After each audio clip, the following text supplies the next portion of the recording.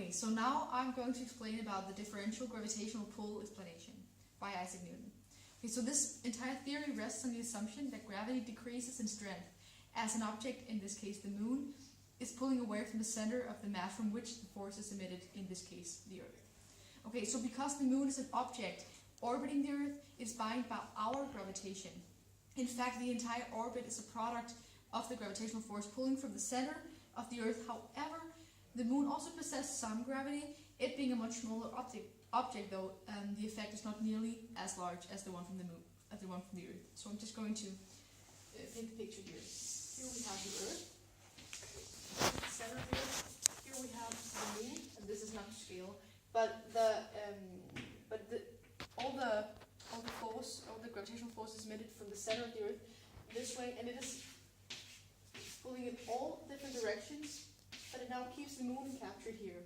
So the moon also has some gravitational force, but it's only got a very slight effect on the Earth. Okay, so because the Earth is much larger than the moon, it's obviously also wider across. So that means that the side closest to the moon will be stretched a bit. Actually, the entire Earth is going to be stretched. I'm going to explain about that a little later. So the moon pulling the Earth causes a tiny bulge over here to here. This is again not to scale.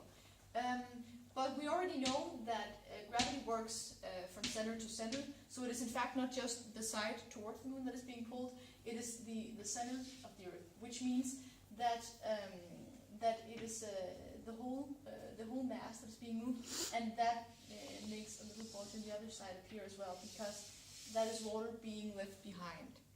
So that is why we have our true bulges explained by the differential gravitational theory.